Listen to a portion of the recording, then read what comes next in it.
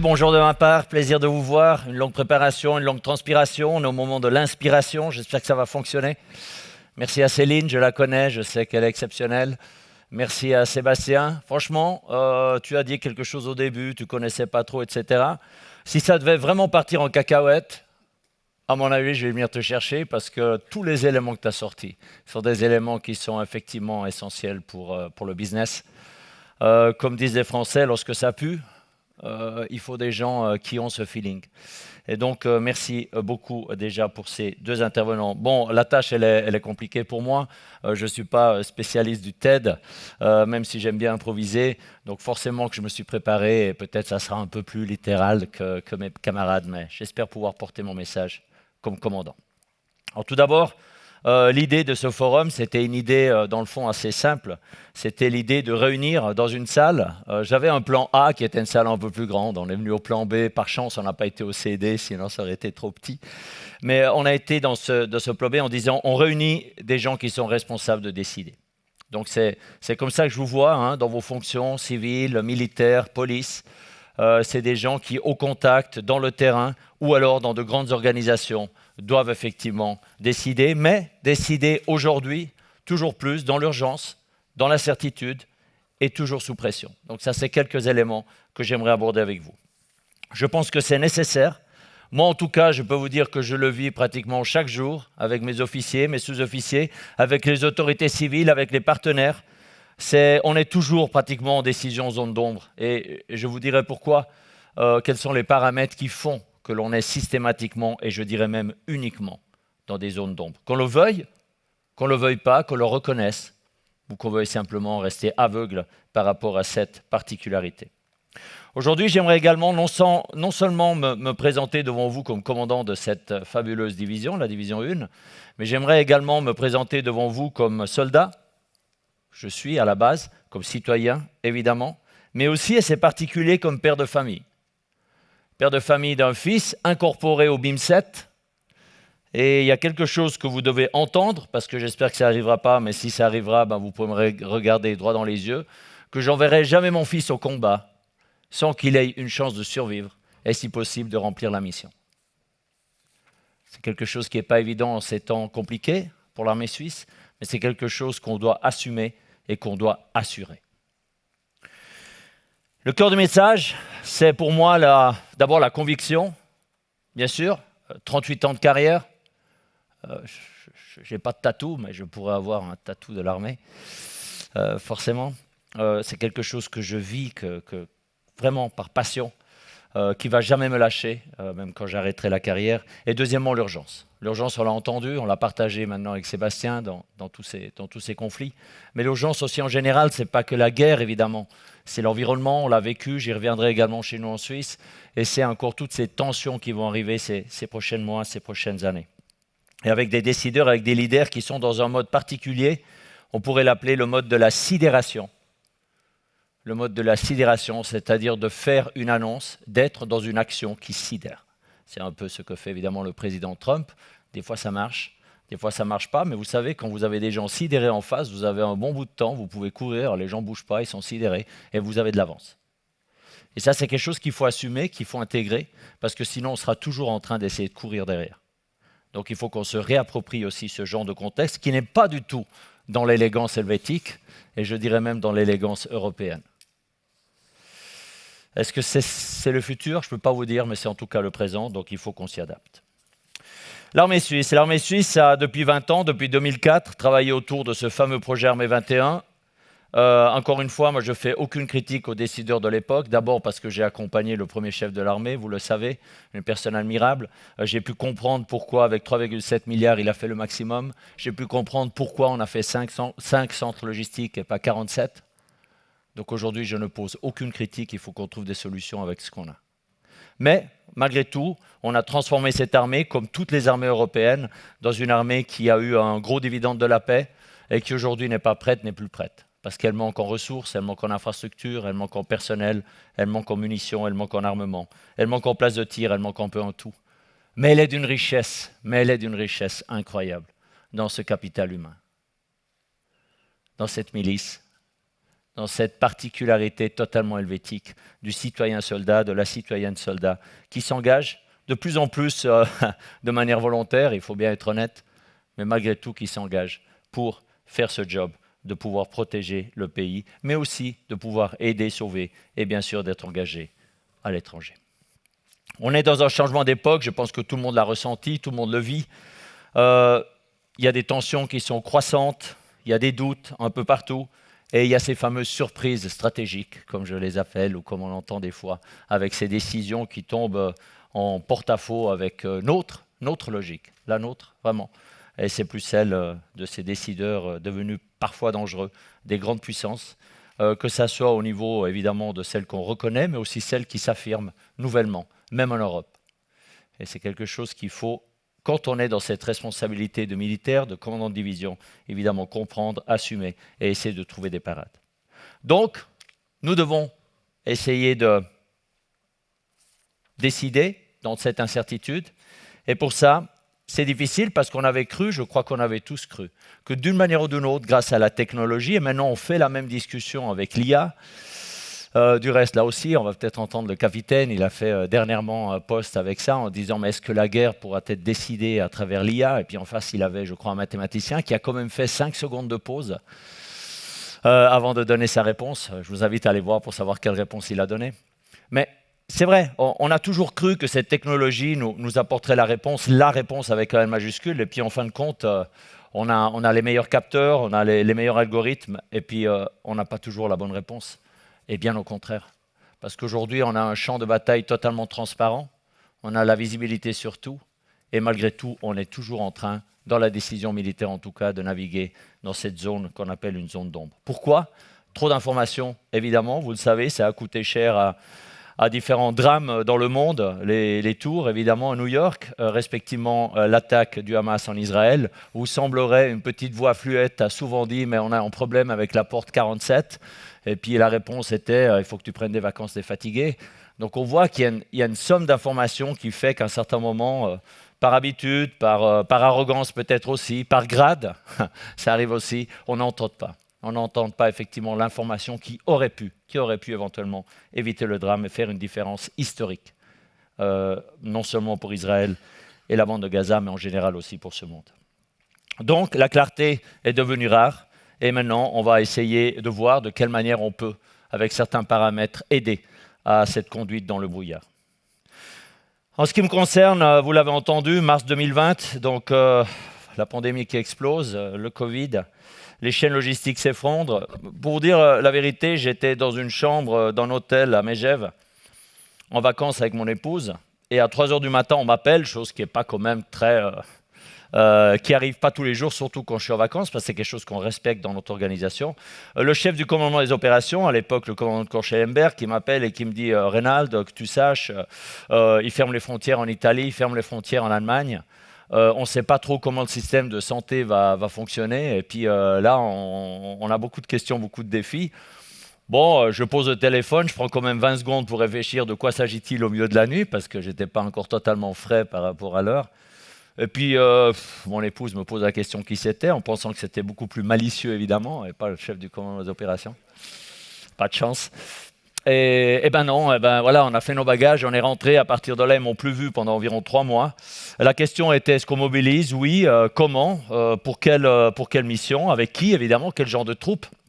Et donc, en quelques jours plus tard, on mobilisait les 5000 soldats. Une mobilisation, vous l'avez entendu, la première sans précédent depuis 1945. On n'avait aucun plan détaillé.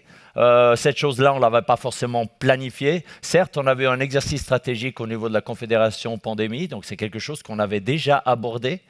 Mais à l'époque, on avait donné 3 fois la même mission à 3 organisations différentes. Vous savez à la fin quel est le résultat lorsque vous donnez la même mission à 3 organisations différentes? Il ne se passe rien.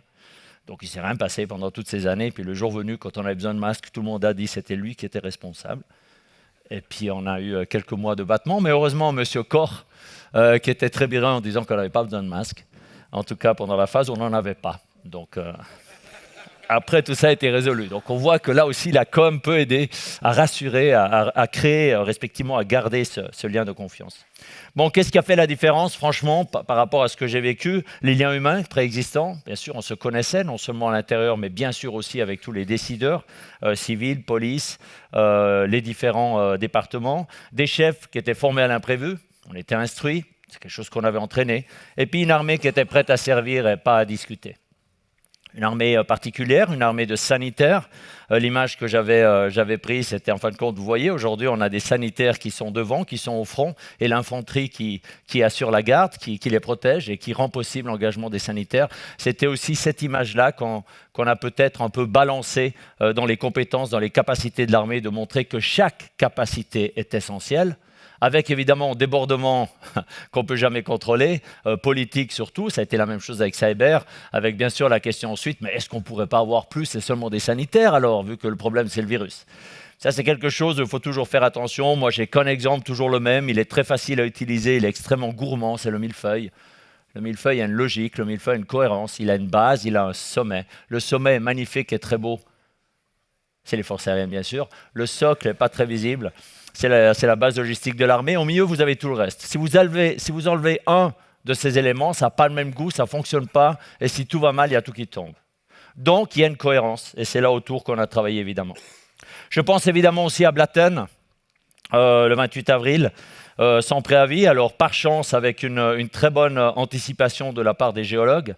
Le jour même, le géologue Mayora part en hélicoptère, voit que la roche est descendue... d'un bon 15 mètres. Il revient de son vol, il va vers la commune, chez notre camarade Belwald, et puis il lui fait, il avait déjà sorti Belwald d'une partie de la population, vous le savez, là dans ce cône d'éjection prévu, prévisible. Lorsque tout est passé sur le glacier, c'était impossible d'avoir une prévision quelconque. Puis il va chez Mathias, puis il lui fait, il faut sortir les derniers habitants. Et puis il lui dit, OK, on va planifier ça. Et puis il le prend comme ça de côté, puis il lui fait, maintenant. Alors là, évidemment, c'est pour ça que beaucoup de ces personnes, les dernières qui sont sorties, plus celles du village en haut, ils sont partis avec leurs t-shirts et leurs cuissettes. C'est comme ça, en tout cas, que je les ai rencontrés quelques heures, je peux dire, après le drame.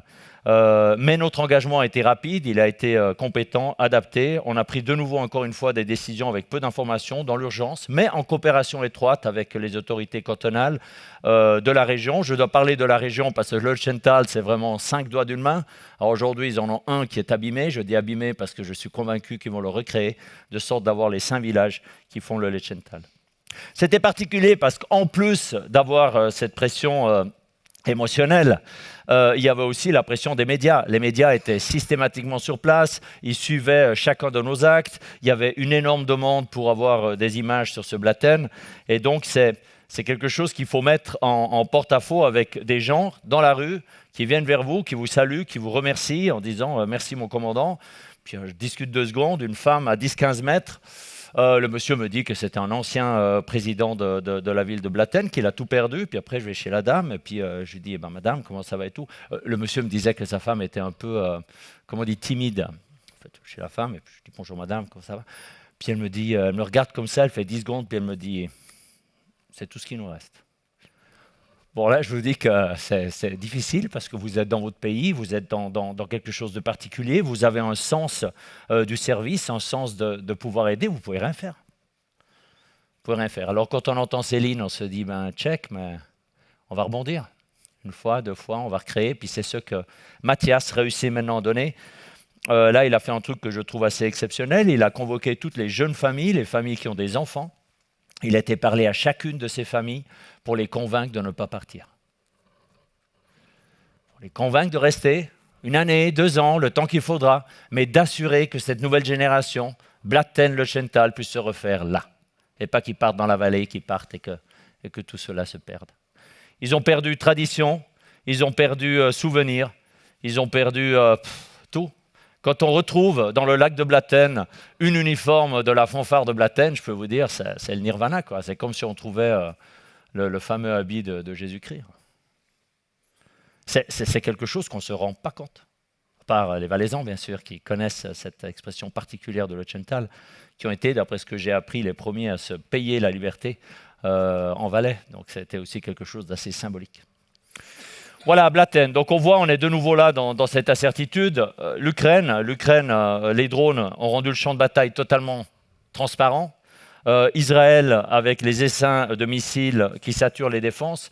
Donc on voit la guerre a vraiment changé. Et là, on peut dire que le nouveau front, c'est au fait le réseau.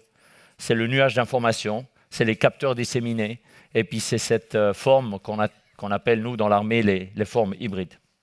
Donc c'est un doute qui est généré. C'est un doute qui est généré artificiellement. Il faut le voir avec toute la communication, bien entendu la désinformation. Et c'est quelque chose qu'il faut intégrer parce que la menace, elle est fragmentée, elle est diffuse, elle est permanente.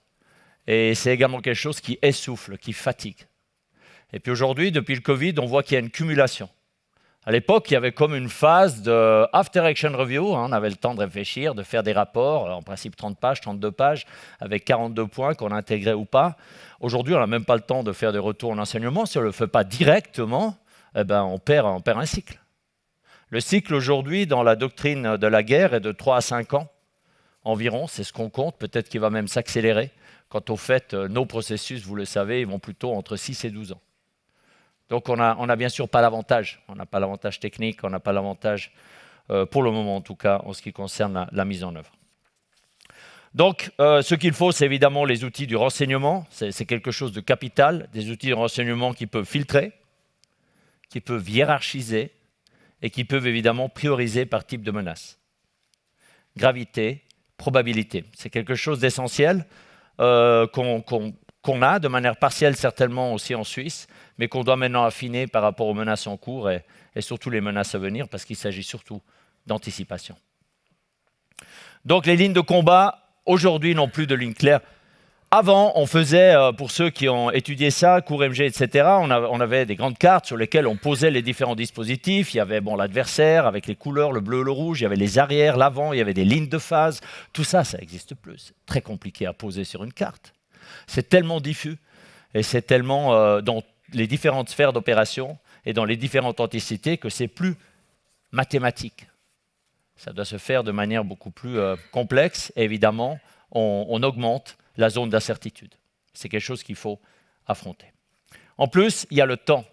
Le temps, c'est toujours, dans notre business, des décisions qui sont à la seconde. Alors là, il y avait un grand militaire qui s'appelait Eisenhower qui nous avait sorti un truc assez facile, avec les 4 carrés, et puis on se positionnait, on prenait 5 secondes pour savoir dans quel carré on était. Eisenhower, il a pété, quoi. Il ne sert plus à rien. On ne sait plus si c'est important, urgent, immédiat. On est toujours, de toute façon, dans le haut à droite. C'est toujours urgent, important. On ne fait plus la différence parce qu'on n'a plus le temps de placer le problème au bon niveau. Ce qui pollue totalement, évidemment, le travail, ce qui pollue la prise de décision et ce qui donne le risque, évidemment, qu'on soit au mauvais moment, au mauvais endroit. En plus, ces décisions se prennent, et ça, c'est une bonne chose. C'est vraiment une bonne chose. La décision se prend par le sergent, la décision se prend par la personne dans le terrain, par un préfet, par une syndic, au téléphone, durant la nuit, sous le sapin, à Noël. Et la décision, ce qu'elle va dire, ce qu'il fera comme prise de décision, aura une influence certainement sur des milliers de personnes. C'est quelque chose aussi qu'il faut intégrer parce qu'on est dans un monde où une décision porte à conséquence cet fameux effet domino.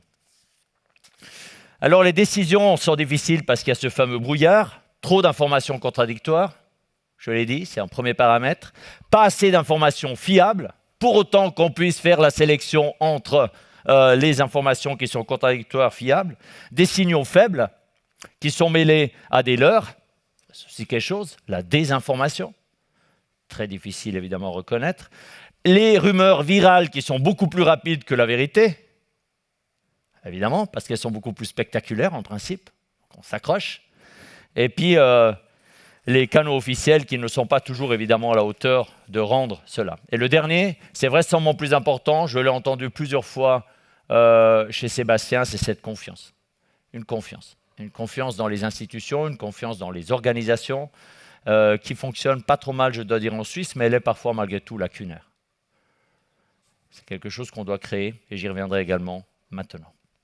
Donc, on est passé d'une société qui cherchait l'info, parce qu'on n'avait pas tous ces canaux, à une société qui doit la filtrer, la prioriser, et sortir effectivement l'information qui est relevante.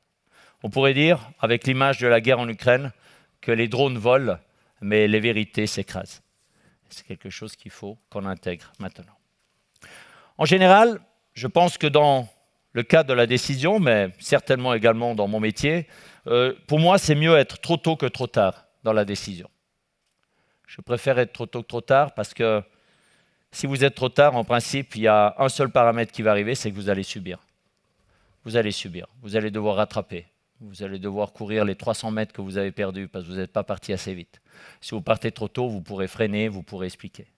Donc en général, là aussi, je pense qu'actuellement, dans cette zone d'ombre, je préfère avoir des gens qui sont proactifs, qui poussent, qui viennent avec une idée, qui me provoquent, plutôt que des gens qui attendent toujours que le chef, et seulement le chef, parce que c'est le seul qui a cette intelligence absolue, donne une réponse. Ça ne fonctionne plus comme ça, définitivement.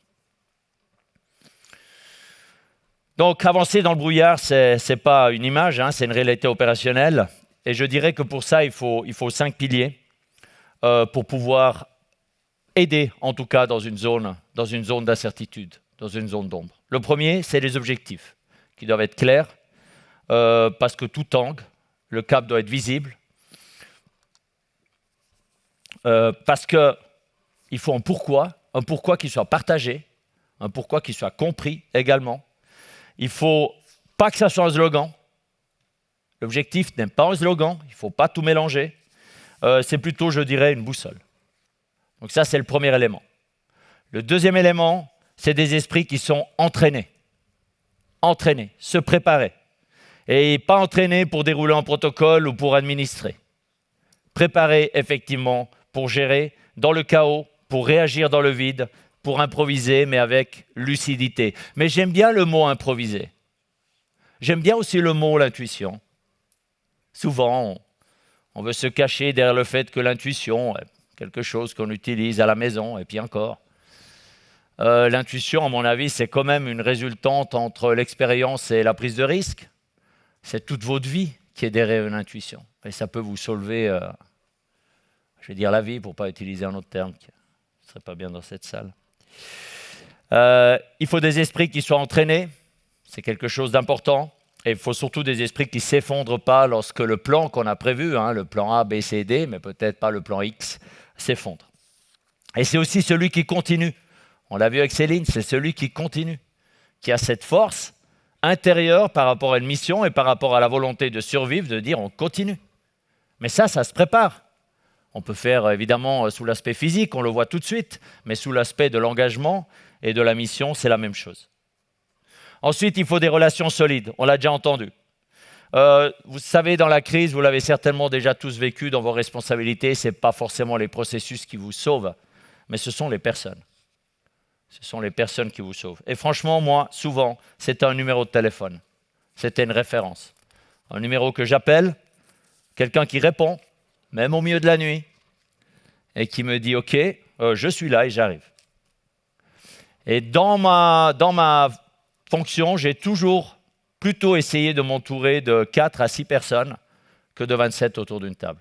Les 27 viennent ensuite, les états-majors viennent ensuite, mais au début, dans ce fameux rapport d'initialisation, d'avoir les gens qui vous connaissent, en qui vous avez confiance et qui vous apportent cette plus-value critique par rapport à une prise de décision.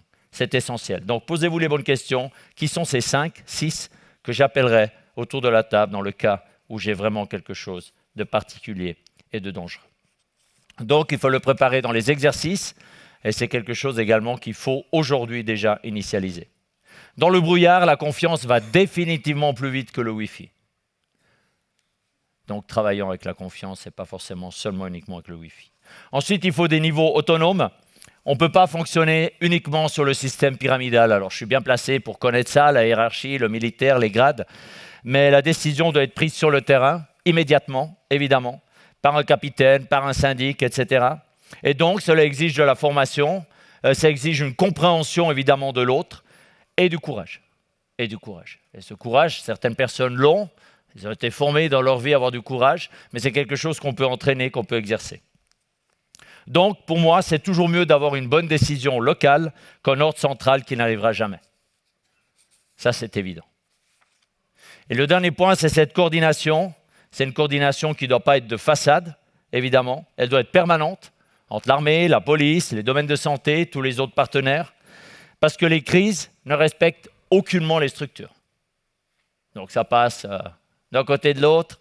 On ne peut pas toujours dire, attendez, notre processus dit qu'on va passer là à travers. Il faut qu'on puisse avoir des points de contact beaucoup plus rapides. Parce que si on reste vertical, c'est la cacophonie assurée. Sans compter l'énervement, les pertes de temps et à la fin, un résultat qui ne sera évidemment pas celui escompté. Et pas surtout celui qu'on doit assurer dans notre métier particulier. Donc coordonner, ce n'est pas non plus fusionner, mais c'est connaître, se reconnaître et s'ajuster. Il ne s'agit pas toujours de trouver une solution en disant on va fusionner, on va intégrer. Pas forcément. Il s'agit surtout de connaître, se reconnaître et ensuite de s'ajuster et d'utiliser toutes ses forces au bon moment.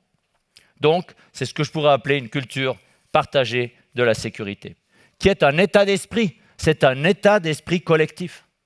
C'est quelque chose qu'on a créé. En Suisse, ça fonctionne pas mal, mais je pense qu'on n'a pas encore changé la température de l'eau. Alors là, certains, surtout mon chef état-major, va rigoler, parce que ça fait un moment qu'ils l'entendent. On a entraîné nos forces à une eau à 25 degrés, dans des conditions idéales, non seulement durant les écoles de recrues, et sur ça, je n'ai rien à dire, mais surtout durant les cours de répétition, où on essaie d'avoir un Picasso qui à 18h15 dit qu'on va manger. Mais moi, j'en ai rien à beurrer de quand vous allez manger. D'abord, je ne sais pas si vous allez manger. Parce que ce n'est pas mon problème. Et d'abord, ce n'est pas le problème de l'adversaire. Il ne va pas vous dire « Stop les gars, fond 2, 18h15 ». Enfin, c'est une image, mais voyez ce que je veux dire. D'avoir une belle différence entre la phase d'instruction avec une eau à 25 degrés où on a un idéal, et ensuite les cours de répétition où on transpire, où on est dans l'incertitude, où je ne sais pas si je pourrais effectivement rentrer au cantonnement. Et donc, c'est ça que j'essaye de changer cette eau dans ma division, de sorte qu'il travaille systématiquement uniquement à 10 degrés, parce que je suis gentil, et en 27, ça sera 0. Et ensuite, on passera à moins 10. Et je sais qu'ils en sont capables. Et du reste, ils commencent déjà à me provoquer là-dessus. Donc, c'est important qu'on ait cette culture qui se bâtit aujourd'hui parce qu'elle doit se bâtir dans l'anticipation. C'est essentiel. Pour tenir dans le brouillard, à mon avis, il faut plus que simplement des cadres, simplement des personnalités. Il faut une posture, il faut un état d'esprit et il faut un courage particulier. Celui évidemment de décider quand ce n'est pas clair et quand surtout personne n'est prêt à signer avec vous. Quand personne n'est prêt à signer avec vous.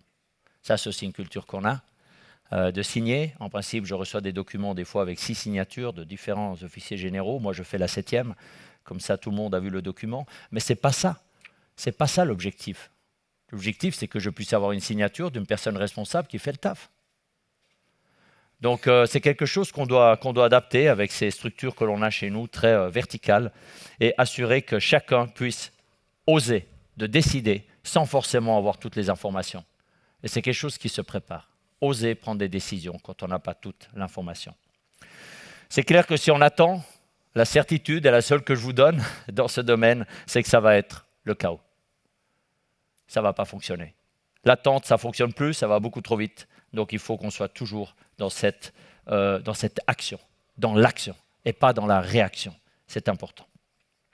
Donc, il faudrait qu'on soit capable, les chefs, les décideurs, à faire émerger un semblant de clarté dans la confusion. Alors, c'est bien sûr déjà la personnalité, la confiance que l'on a vis-à-vis de notre chef, mais ensuite, c'est aussi la manière dont les informations sont données. Une manière calme, rassurante. On sait, il y a un background. La personne a déjà montré qu'elle en était capable. Et comme ça, on donne une direction qui peut être imparfaite, mais une direction qui nous permet d'avancer. C'est essentiel. C'est essentiel aussi comme chef de ne jamais avoir l'impression qu'on sait tout. Ça serait fatal. Par contre, il doit être capable de décider. Et c'est aussi un exemple que je traite surtout avec mes enfants en leur disant, vous savez, le jour où vous aurez fini d'étudier, fini de vous intéresser, fini de vous instruire, et que vous aurez l'impression que vous savez tout, c'est le moment de vous coucher puis de mourir. Parce que ça veut dire que définitivement la vie n'a plus lieu d'être. Ce n'est pas possible. Dans chaque domaine, ce n'est pas possible. Par rapport au changement, à la rapidité, c'est quelque chose qui est continu. C'est jamais terminé. Et c'est ça qui rend la vie si passionnante dans le fond. Donc il faut aussi être capable d'intégrer quelque chose d'autre qui est parfois difficile. Encore une fois, dans notre culture, peut-être un peu plus, c'est les erreurs. Les erreurs. Il faut être capable d'intégrer les erreurs. Il faut être capable de les intégrer rapidement, évidemment. Et puis, il y a les deux types d'erreurs. Malheureusement, on en croise certaines. Il y a les erreurs qu'on met de côté, qu'on cache. Vous savez, une erreur qu'on cache, c'est comme une pomme ou une banane. qu'on cache, elles pourrissent. C'est vérité, elles pourrissent. Elles ressortent, elles pourrissent, et après, bonne chance. Et puis après, il y a celles qu'on reconnaît, qu'on analyse, et évidemment, on les utilise comme un tremplin pour l'apprentissage et pour s'améliorer. Assumer une erreur ne sera jamais, et en tout cas dans ma division, ne sera jamais s'humilier. Jamais. On assume les erreurs, il n'y a pas d'humiliation, il y a une intégration, et puis ensuite on continue et on avance. Mais c'est aussi, je pense, de donner l'exemple. Moi également comme chef, d'assumer que là, je n'ai pas été bon, pas assez bon, et que j'ai fait une erreur. C'est quelque chose que j'assume. Dans mon état-major, on peut venir chez moi me disant « Est-ce que tu es sûr? Est-ce que ci? Est-ce que ça ?» Et je remets en question. Après, ce n'est pas quelque chose sur un cycle qu'on peut faire toutes les 5 minutes, mais à un certain moment, je pense que c'est nécessaire d'admettre aussi comme chef qu'on fait des erreurs. Donc voilà, ensuite c'est le calme, évidemment. C'est aussi la marque des systèmes qui sont solides, ce calme. C'est jamais des systèmes parfaits, parce que du moment qu'on travaille avec le vivant, qu'on travaille avec l'humain, c'est jamais parfait. Écoutez, si vous voulez avoir une vie parfaite, à mon avis, il faut habiter tout seul dans un appartement, sans animaux de compagnie, pas avoir de travail, enfin, il faut être...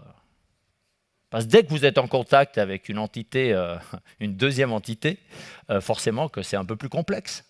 Parce qu'ensuite, on commence à parler de compromis, etc. Mais c'est ce qui rend la vie intéressante.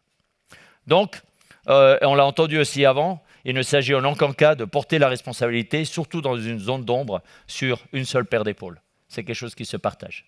Qui se partage d'abord avec les personnes de confiance, qui se partage ensuite avec l'organisation et qui se partage bien sûr avec les subordonnés. Donc c'est aussi bien sûr assumer le fait que l'autre il voie mieux, que l'autre il sache plus. Si on a des personnes qui sont dans le terrain, et là aussi on l'a entendu, c'est effectivement cette voix-là qu'on doit entendre parce qu'ils ont bien sûr une meilleure vue de la chose et certainement la vue, vu qu'elle est directe, elle ne sera pas polluée par la désinformation. Vous aurez l'info cash. Et ça, je pense que c'est essentiel. Donc, essentiel d'avoir les senseurs au bon endroit, les senseurs de différentes qualités qui vous donnent à vous, comme décideur, une image qui est claire et qui n'est pas polluée par la désinformation. Après, il faut s'entraîner. Il faut s'entraîner, c'est quelque chose dans tous ces domaines qu'il faut commencer, de sorte qu'on puisse effectivement s'assurer qu'on puisse coopérer au-delà des hiérarchies et surtout, ça c'est un autre mot auquel je tiens beaucoup, au-delà des égos. Au-delà des égos. C'est quelque chose qu'on construit des fois dans la hiérarchie, en pensant que voilà, du moment qu'on est divisionnaire, commandant de corps, il y a une approche qui doit être différente. Certes, bien sûr, par le respect et tout ça, mais pas forcément par le contenu. C'est pas comme ça que ça doit marcher. Sinon, vous faites quoi? Vous éteignez. Vous éteignez les potentiels, vous éteignez les flammes, vous éteignez les capacités, et vous éteignez à la fin la bonne décision. Donc, les égos sont à mettre de côté, surtout, et c'est la raison même de cet uniforme, c'est que dès le début, on part de manière égale, tout le monde. C'est le but dans le terrain, et c'est le but, bien sûr, dans la décision. Donc voilà, notre force à nous, malgré tout, la Suisse, on a une force particulière, c'est ces différents niveaux, on a un système qui est multicouche, c'est quelque chose que je salue, qui n'est pas toujours simple, parce que moi je viens du niveau de la Confédération. J'ai toujours l'impression qu'on pourrait tous s'asseoir autour de la table et qu'on trouve une solution assez rapidement. Mais je comprends maintenant, après 36 ans aussi, toutes ces particularités, ces responsabilités. Oui, les commandants de police, exactement. Quand je partage avec eux dans la préparation d'opérations et tout, je comprends très bien maintenant quel est le niveau de responsabilité et quel est le point d'entrée pour pouvoir discuter avec la Confédération. Et ça fonctionne bien. Je dirais même que ça fonctionne très bien. En tout cas avec tous les camarades qui sont là aujourd'hui. Donc, il s'agit dans ce cadre-là de compenser, de cumuler, d'assurer les synergies, mais surtout de jamais arriver à la concurrence. Dans ce domaine de la sécurité, je pense que le mot de concurrence, il faut qu'on l'enlève. Et moi, j'intègre tout.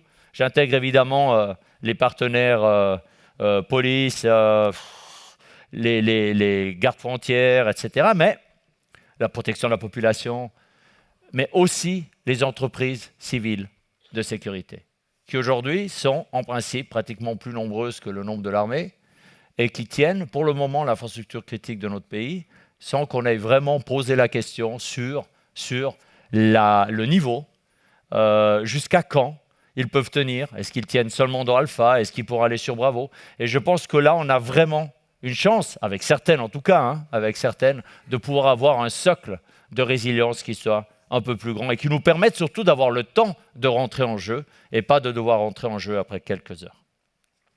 Donc c'est ça, pour moi, c'est la commune qui voit, c'est le canton qui agit et c'est ensuite la Confédération qui peut soutenir le tout.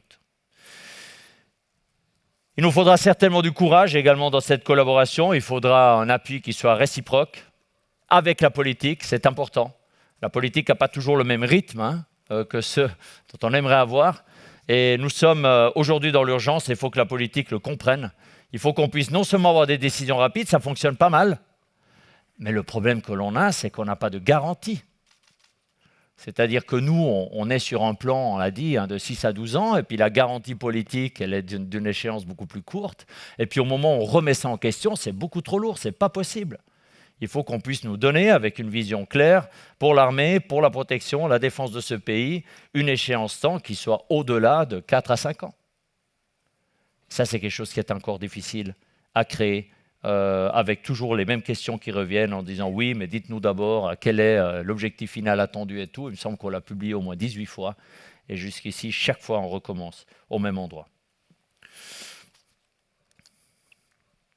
Bien, mesdames et messieurs, on a définitivement quitté le temps des certitudes. Ça, je pense qu'on l'a tous compris.